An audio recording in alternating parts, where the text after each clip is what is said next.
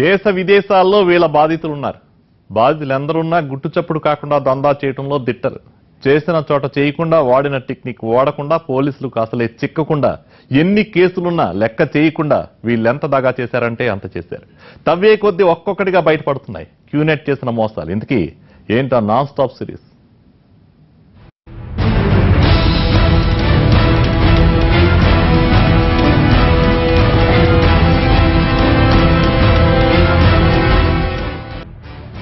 ఇక్కడ కనిపిస్తున్న ఈయన పేరు గుర్మీత్ సింగ్. ముంబైకి చెందిన ఇతగాడి భార్యను క్యూనెట్ మల్టీలెవెల్ మార్కెటింగ్ కంపెనీ తన దందాలోకి దించేసింది. 5 లక్షల రూపాయలతో పెట్టుబడి పెట్టించుకుని ముఖం చాటేసింది. ఈ విషయం గుర్మీత్ కు తెలిసేలోగా జరగాల్సిన నష్టం జరిగిపోయింది. కంపెనీ ప్రతినిధులను ప్రశ్నించినా ఫలితం లేకపోవడంతో 5 ఏళ్లుగా క్యూనెట్ పై న్యాయ పోరాటం చేస్తున్నాడు. ఇక ఈమె పేరు అనూజ. ముంబైకి చెందిన ఈమెది సేమ్ సీన్. అత్యంత సన్నిహితుల ద్వారా క్యూనెట్ లో చేరి మోసపోయింది. చైన్ లింక్ సిస్టంలా బాధితులు కూడా ముంబైలో మొదలు పెడితే దేశం మొత్తం విస్తరించారని గుర్తించారు Gurmeet, Anuja. All India QNet victims association ఏర్పాటు చేసి బాధితులను గుర్తించడం మొదలుపెట్టారు. ఇలా గత 5 ఏళ్లుగా క్యూనెట్ మోసాలపై ఏకంగా సుప్రీంకోర్టులోనూ పోరాటం చేస్తున్నారు. సైబరాబాద్ కమిషనరేట్ లో బాధితుల ఫిర్యాదు గురించి తెలుసుకున్న గుర్మీత్, అనూజ కమిషనర్ ను కలిసేందుకు గచ్చిబౌలి వచ్చారు. इकड़ी पुलिस को मरिंद समाचार अंदिंचारू. तो मुझे मालूम पड़ा कि इतना बड़ा स्कैम है. फिर मैंने आगे जाके मुंबई EOW में कंप्लेंट दिया और फर्स्ट FIR रजिस्टर हुआ था. उसके बाद कुछ 3 साल तक तो मैं खुद पर्सनली फाइट कर रहा था.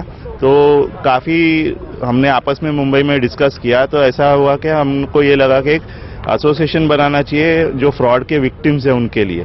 कंपनी प्रतिनिधुలు వ్యూహాత్మకంగా వ్యవహరిస్తారంటున్నారు గుర్మీత్. ఇక్కడ మోసం తెలిసిపోతే మరో రాష్ట్రంలో తమ దందా మొదలు పెడతారు.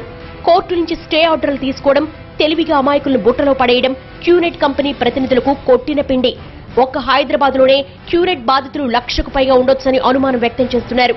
సైబరాబాద్ పోలీసుల విచారణకు మరింత కీలక సమాచారం అందినట్లుగా చెప్పారు. क्यूनेट पीपल बोलते हैं, दे से कि भाई ये लीगल है, सुप्रीम कोर्ट ने स्टे ऑर्डर दिया है, बट स्टे ऑर्डर सिर्फ 19 FIR के आगे प्रोसीडिंग्स ना हो उसकी वजह से दिया है. तो और बिजनेस को लीगल डिक्लेयर नहीं किया है. तो यही एक मिसकंसेप्शन लोगों में बताया जाता है कि ये लीगल है और हम कंटिन्यू कर रहे हैं. సైబరాబాద్ కమిషనరేట్ లో వెలుగు చూసిన క్యూనెట్ మోసంతో బాధితులు ఎందరో బయటకు వస్తున్నారంటున్నారు. క్యూనెట్ లో మోసపోయిన రాఘవ శర్మ, ఇక ఏపీ తెలంగాణలో ఇంకా బయటకు చెప్పుకోలేని బాధితులు ఎందరో ఉన్నారంటున్నారు. మోసపోయిన వాళ్ళు ధైర్యంగా ముందుకు రావాలని కోరుకుంటున్నారు.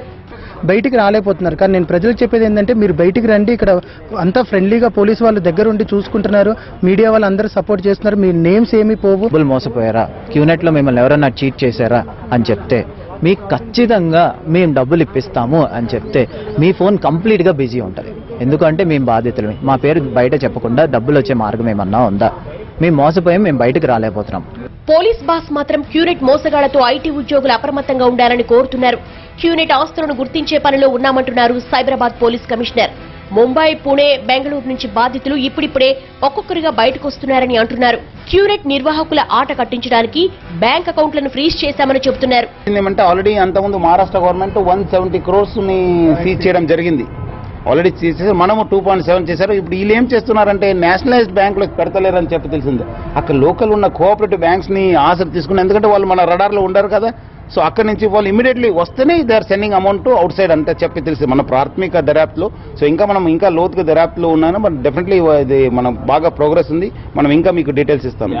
మల్టీ లెవెల్ మార్కెటింగ్ బారిన పడ్డ వాళ్ళు రోజు రోజుకు పెరిగిపోతున్నారు. కాబట్టి ప్రజలే అప్రమత్తంగా ఉండాలని కోరుతున్నారు. లేదంటే లక్షలాది రూపాయలు మోసపోక తప్పదని హెచ్చరిస్తున్నారు.